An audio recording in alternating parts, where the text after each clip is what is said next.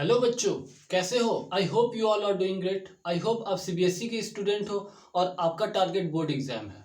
तो आज मैं आपको इंट्रोड्यूस कराऊंगा फिजिक्स से और आपको बताऊंगा कि कैसे फिजिक्स आपके लाइफ से रिलेटेड है। So welcome to my channel physics sir.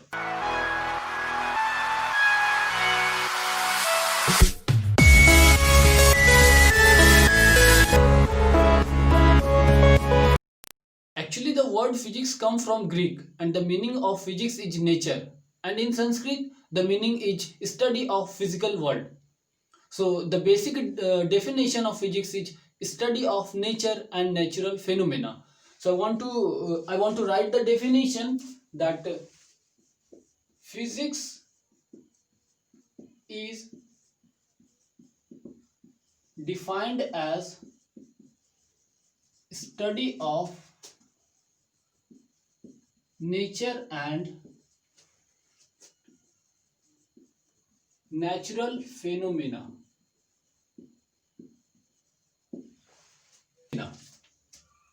What it mean? ये फिजिक्स आपको बताता है, स्टडी कराता है नेचर की एंड नेचुरल फेनोमेना की। Suppose that regular repetition of day and night. अगर आप बाहर सनलाइट के प्रेजेंस में खड़े हो जाते हो, after some time you start feeling hot, आपको गर्म फील होने लगता। मीन्स सन से क्या आ रहा, क्या रेडिएट हो रहा सन से, आपका बॉडी क्या रिसीव कर रहा, ये जो बताता है that is physics.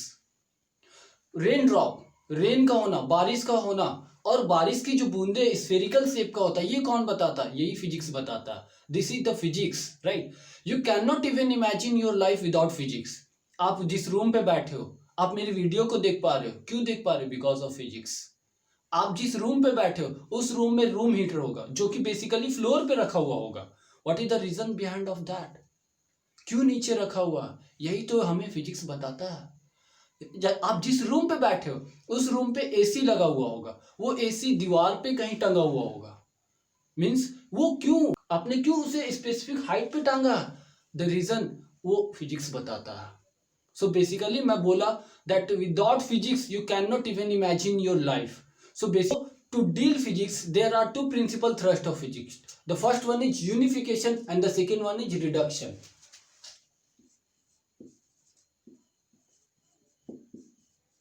Principle of physics. The first one is unification and the second one is reduction, right? Unification, dealing of diverse physical phenomena with single concept or law। मतलब क्या है कि बहुत सारे फिजिकल फेनोमेना को किसी एक law से डिफाइन कर देना, that is called unification. Dealing of diverse physical phenomena with single concept और लॉ। तो हमने लॉ ऑफ ग्रेविटेशन से बहुत सारे फेनोमेना को डिस्क्राइब कर दिया, दैट इज द यूनिफिकेशन। हमने क्या करा, बहुत सारे फेनोमेना को एक ही लॉ से डिस्क्राइब कर दिया, that is called unification. Means law of gravitation ये किस किस चीज को डील कर देता है? The first one is falling of ball. अगर किसी बॉल को आपने ले रखा और छोड़ दिया तो वो नीचे गिर जाता है। क्यों गिरता है, वो कैसे गिरता है, वो लॉ ऑफ ग्रेविटेशन ने एक्सप्लेन कर दिया। Second, motion of moon around earth. Moon का मोशन अर्थ के चारों तरफ, ये भी लॉ ऑफ ग्रेविटेशन से डील हो जाता है, वो भी पूरे तरीके से एक्सप्लेन हो जाता है। Third one, motion of earth around sun. Earth का रोटेशन अराउंड द सन, जी भी डिस्क्राइब हो जाता है लॉ ऑफ ग्रेविटेशन। मतलब हमने बहुत सारे फिजिकल फिनोमेना को, हमने बहुत सारे फिनोमेना को एक ही लॉ से डिस्क्राइब कर दिया। This is called the unification. और भी है, आप मैग्नेटिक और इलेक्ट्रिक के जितने भी फिनोमेना होते हैं वो मैक्सवेल इक्वेशन से आप डील कर देते हो। That is again the unification, that is again unification. मतलब आपने क्या करा, मैक्सवेल के, लिख लो, मैं एक और यूनिफिकेशन की एग्जांपल देता हूं, लिख लो इस चीज को, लिख लिया, रब करूं,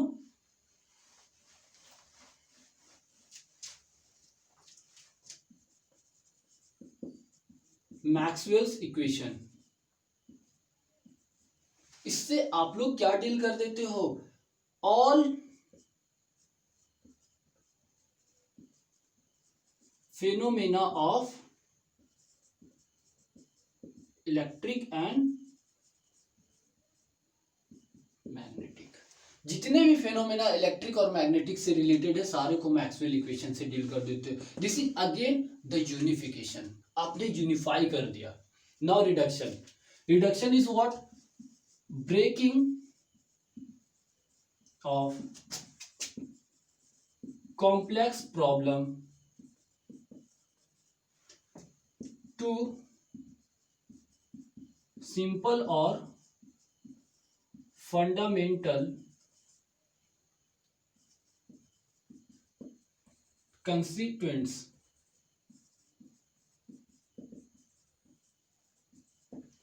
मतलब आप क्या करते हो, बड़े बड़े प्रॉब्लम को, बिगर प्रॉब्लम को आप तोड़ तोड़ के, तोड़ तोड़ के, छोटे कर करके उसे सिंपल कर देते हो, उसे सिंपल करके उसे डील करते हो, उसकी स्टडी करते हो। That is called reductionism and is called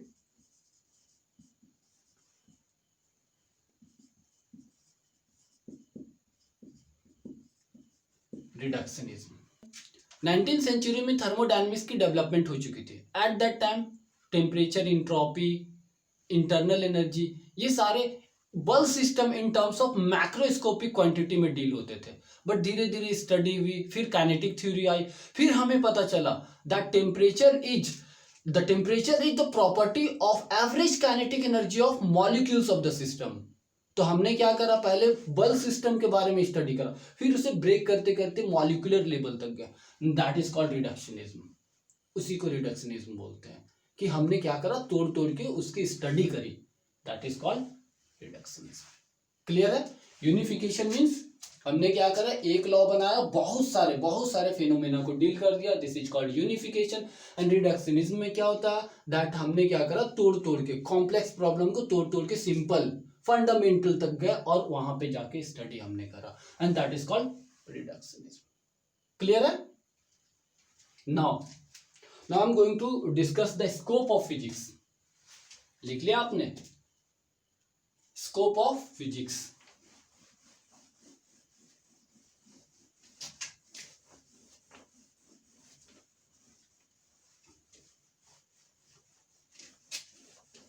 What is the scope of physics?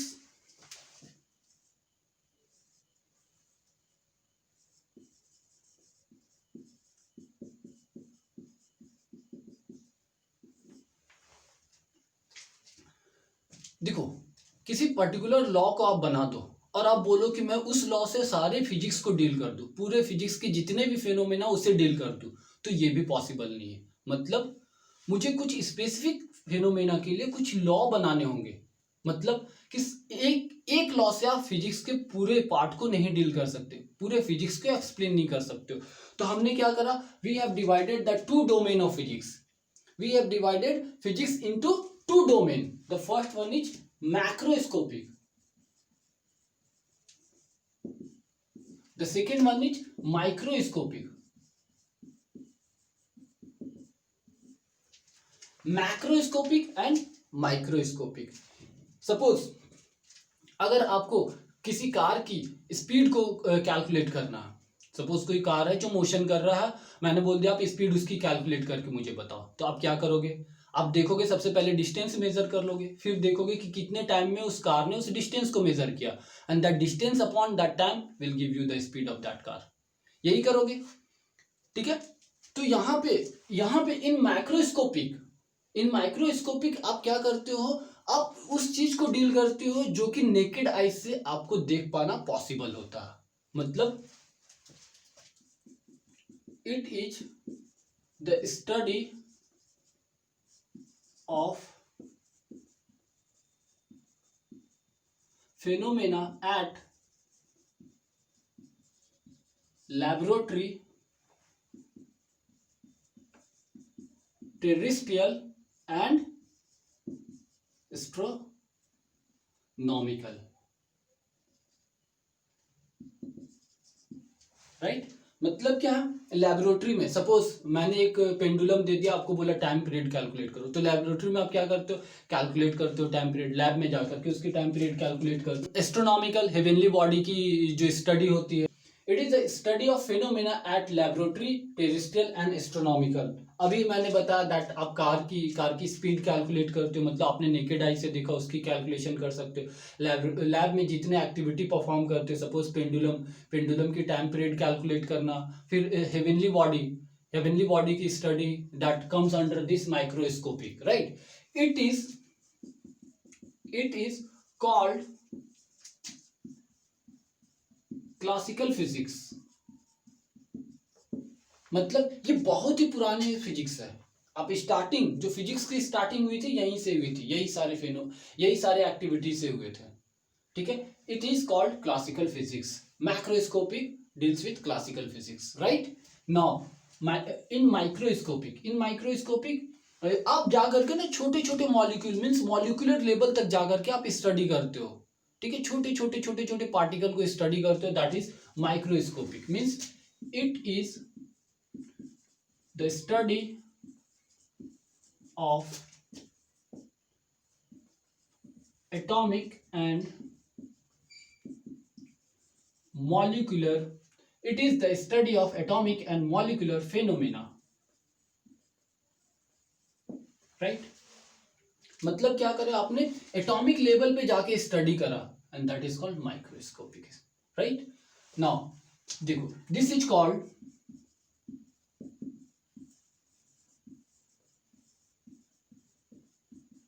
Quantum physics,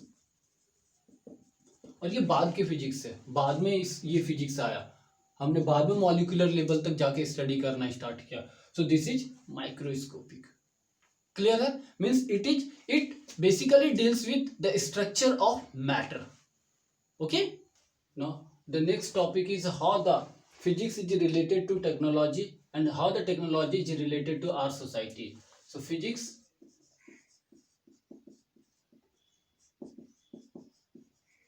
technology and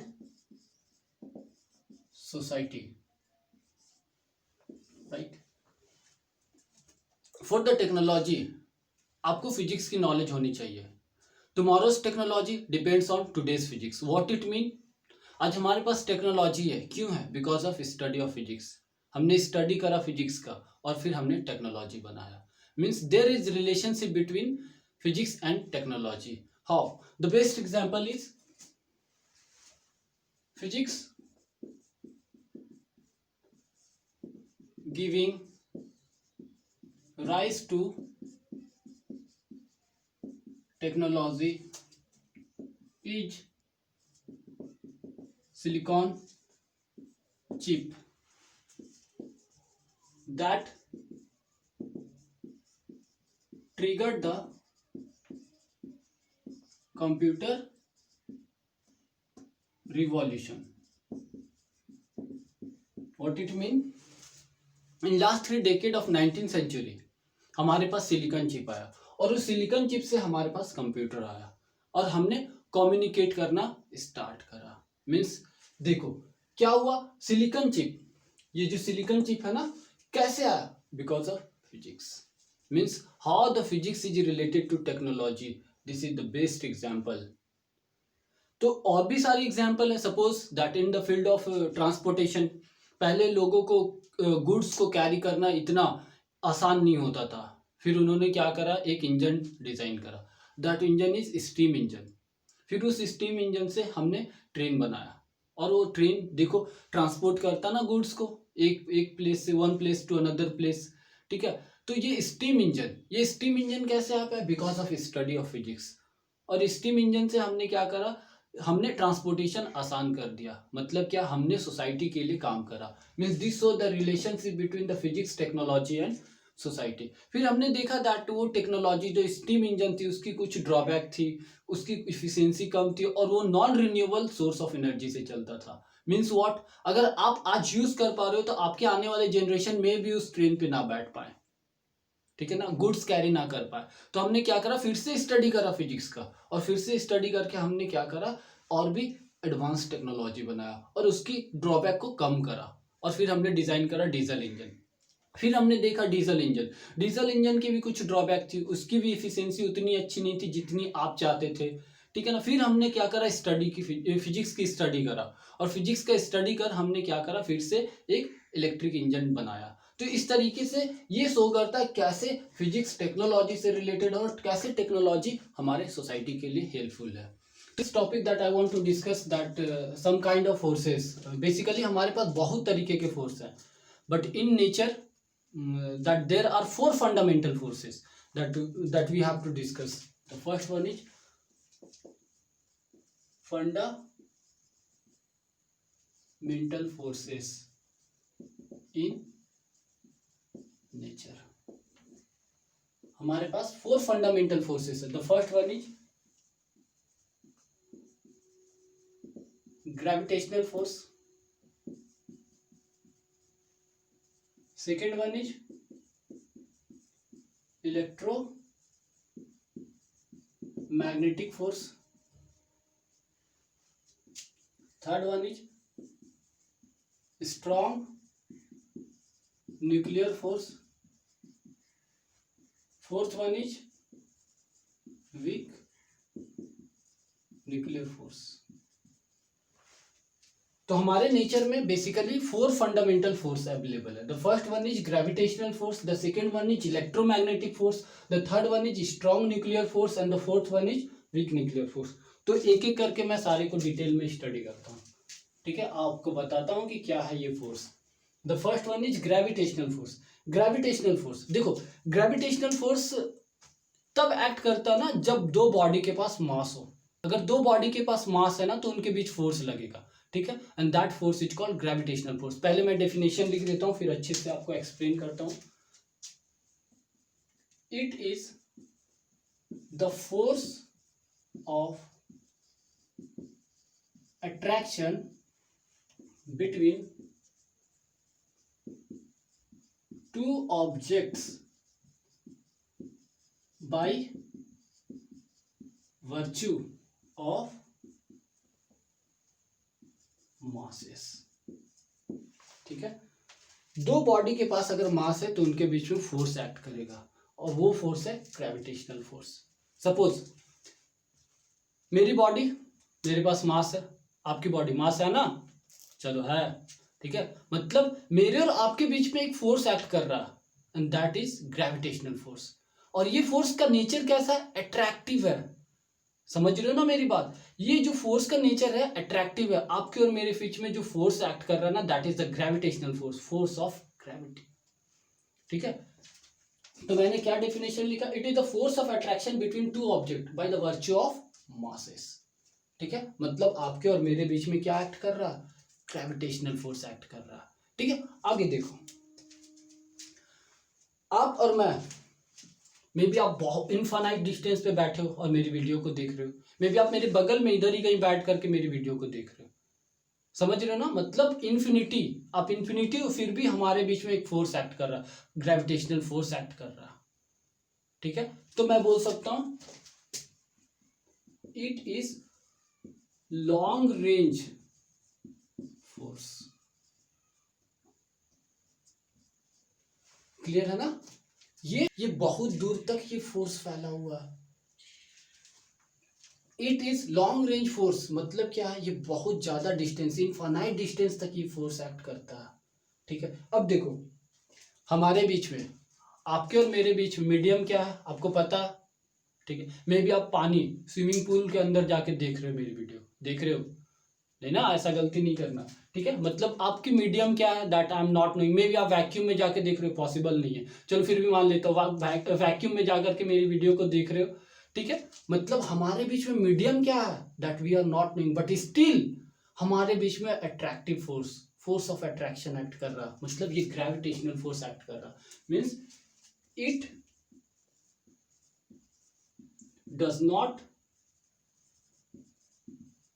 required medium. इसे मीडियम की नीड नहीं होती, कोई भी मीडियम हो ये फोर्स एक्ट करेगा। अगर बॉडी के पास क्या है, मास है, इंपॉर्टेंट इज मास, ठीक है। अब देखो, अब मैं बार बार बोल रहा हूं आपको कि मेरे और आपके बीच में एक फोर्स ऑफ अट्रैक्शन एक्ट कर रहा है, दैट इज ग्रेविटेशनल फोर्स। तो ऐसा तो नहीं हो रहा ना कि आप मेरे पास आ जा रहे हो या मैं आपके पास चला जा रहा हूं, ये हो रहा है क्या, नहीं हो रहा, ठीक है। मतलब क्या है, ये फोर्स बहुत ही स्मॉल मैग्नीट्यूड का है, बहुत ही वीक है, सो दैट आप अपनी पोजीशन पे हो और मैं अपनी पोजीशन पे हूं, बट हमारे बीच में फोर्स ऑफ अट्रैक्शन एक्ट कर रहा, डू नॉट फॉरगेट दैट, ठीक है। तो it is the weakest force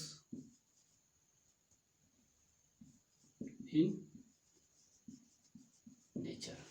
clear है, ये फोर्स ऑफ अट्रैक्शन है between the two bodies by the virtue of their masses. उसके बाद मैंने क्या बोला, it is long range force और it does not required medium. फिर मैंने बोला it is the weakest force in nature. The second type of force is electromagnetic force.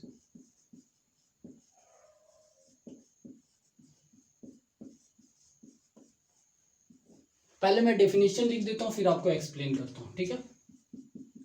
It is the force between two charged particle। देखो क्या, it is the force between two charge particle, right. तो देखो nature में हमारे पास दो तरीके का charge particle है, the first one is positive charge and the second one is negative charge.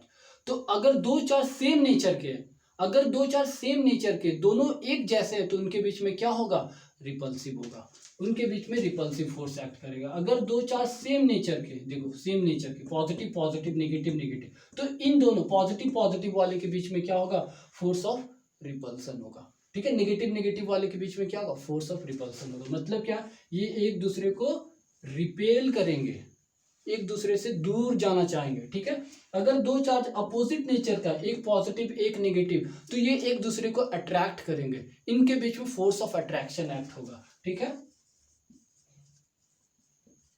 इनके बीच में अट्रैक्शन होगा। तो देखो मैंने इलेक्ट्रोमैग्नेटिक फोर्स के बारे में क्या बताया, it is the force between two charge particle. दो चार्ज पार्टिकल के बीच में फोर्स लग रहा है, अगर दोनों सेम नेचर के तो रिपेल करेंगे, अपोजिट नेचर का है तो अट्रैक्ट करेंगे। और इनको भी कोई मीडियम की नीड नहीं होती, it also does not required medium, इसे भी कोई मीडियम की नीड नहीं होती है। And the next, it is also a long range force, ये भी एक लॉन्ग रेंज फोर्स है,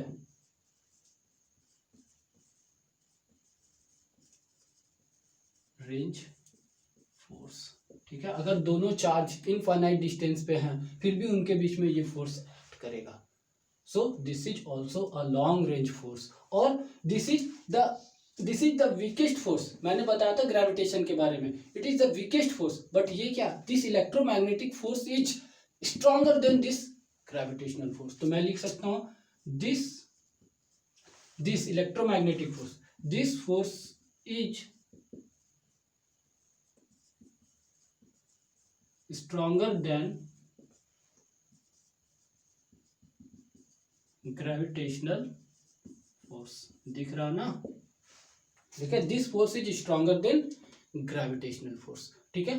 तो जो जो मैंने पॉइंट्स लिखे उसे नोट डाउन कर लो, ठीक है। मैं नेक्स्ट फोर्स के बारे में आपको बताता हूं। The third force is strong nuclear force. हमें मालूम है कि न्यूक्लियस जो बना होता है वो बहुत सारे न्यूक्लियॉन से बना होता है, ठीक है, न्यूक्लियॉन से बना होता है। तो न्यूक्लियॉन्स के बीच में कुछ फोर्स एक्ट करते हैं and that force is called strong nuclear force. Means it is the force of attraction between the nucleons of nucleus. It is the force of attraction between the nucleons of nucleus. nucleus में क्या है, nucleons presence है, ठीक है, और nucleons में जो force act कर रहा वो है स्ट्रॉन्ग न्यूक्लियर फोर्स। हमारे न्यूक्लियस में कौन कौन से प्रोटॉन प्रोटॉन इनके बीच में जो फोर्स एक्ट कर रहा है, इनके बीच में जो अट्रैक्टिव फोर्स एक्ट कर रहा है, इस फोर्स को, स्ट्रॉन्ग न्यूक्लियर फोर्स को, न्यूक्लियस में जो फोर्स एक्ट करते हैं ना उसे चार्ज से कोई लेना देना नहीं होता, ठीक है, किस तरीके का चार्ज है उससे कोई फर्क नहीं पड़ता। वहां पे जो फोर्स एक्ट करता है that is strong nuclear force. Proton proton के बीच में, प्रोटॉन न्यूट्रॉन के बीच में, और न्यूट्रॉन न्यूट्रॉन के बीच में।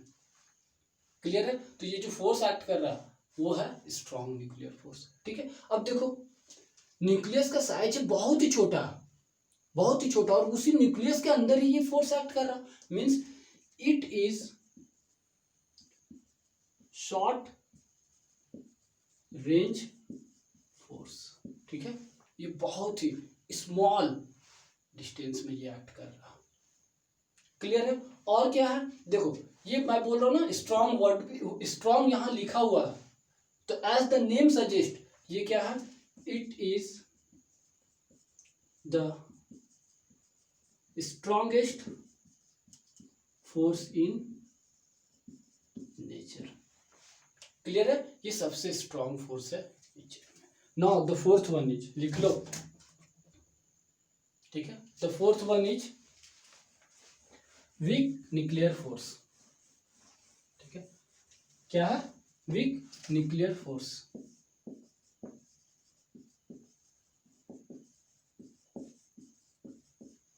देखो ये ना, ये अपीयर और ये जनरेट तब होता है ना बिकॉज ऑफ न्यूट्रिनो और एंटी न्यूट्रिनो। देखो मैं डेफिनेशन लिखता हूं, it appears during certain nuclear phenomena, और न्यूक्लियर प्रोसेस लिखो, such as beta decay of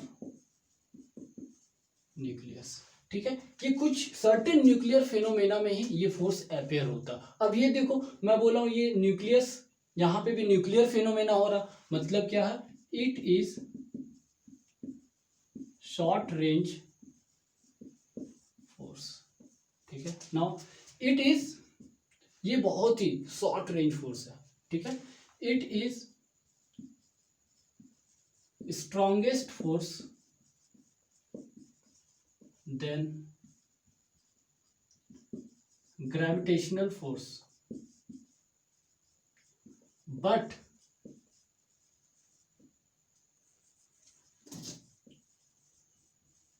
weakest than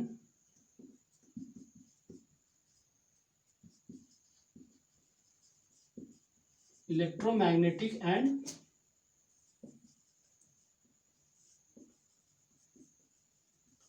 strong nuclear force. ये वीक न्यूक्लियर फोर्स, ये क्या है, ये स्ट्रॉन्गेस्ट फोर्स है, ग्रेविटेशनल फोर्स है, but weakest than the electromagnetic and strong nuclear force. Clear है? तो हमने क्या क्या डिस्कस करा आज, हमने देखा दैट व्हाट द फिजिक्स, की फिजिक्स है क्या, फिर हमने देखा that two domain of physics, that कि किस तरीके से हमने हमने आज क्या देखा, हमने देखा that the basic definition of physics, what is physics, फिर हमने that principle thrust of physics, that unification and reduction के बारे में देखा। यूनिफिकेशन मतलब क्या, कि हमें किसी पर्टिकुलर चीज को, ठीक है, डिस्क्राइब करने के लिए एक लॉ नहीं बनाने की नीड है, मतलब हमें क्या हमेशा कोशिश करना चाहिए कि एक लॉ से बहुत सारी चीज को डिस्कस कर दिया जाए, यूनिफाई कर दिया जाए, ठीक है। फिर रिडक्शनिज्म हमने देखा, मतलब बहुत बड़े प्रॉब्लम को छोटे छोटे स्मॉल स्मॉल क्वांटिटी में ब्रेक करके उसकी स्टडी करना, ठीक है, दैट इज द रिडक्शनिज्म। उसके बाद हमने देखा scope of physics, it is not possible. हमने देखा कि फिजिक्स को स्टडी करना इतना आसान नहीं है, ठीक है। फिर हमने क्या करा, उसे दो डोमेन में डिवाइड किया, मैक्रोस्कोपिक एंड माइक्रोस्कोपिक। मैक्रोस्कोपिक को क्या बोला जाता है, क्लासिकल फिजिक्स बोला जाता है, और माइक्रोस्कोपिक को बोला जाता है क्वांटम फिजिक्स। फिर हमने देखा दैट कि किस तरीके से फिजिक्स का बर्थ होता है और उससे टेक्नोलॉजी आती है, और वो टेक्नोलॉजी का यूज़ करके आप किस तरीके से सोसाइटी को हेल्प करते हो या किस तरीके से सोसाइटी को बर्बाद ही कर देते हो, ठीक है, ये आपके ऊपर डिपेंड करता है, ठीक है ना। फिर हमने देखा that fundamental forces in nature. तो हमने देखा there are 4 fundamental forces in nature. The first one is gravitational force, the second one is electromagnetic force, the third one is strong nuclear force and the fourth one is weak nuclear force, ठीक है। तो ये सारी चीजें हमने study करी and this is all about the physical world, ठीक है। तो मैं आपसे ये बोलना चाहता हूँ ना कि आप साथ में नोट्स तो बनाते ही रहोगे, ठीक है, नोट्स तो बनाओगे, और उसके बाद क्या करोगे ना, नोट्स बनाने के बाद आप चीज़ों को रिपीट करते रहोगे, ठीक है, सो दैट कि आपकी कॉन्सेप्ट अच्छी हो और आप अच्छे से मार्क्स भी स्कोर कर पाओ, ठीक है।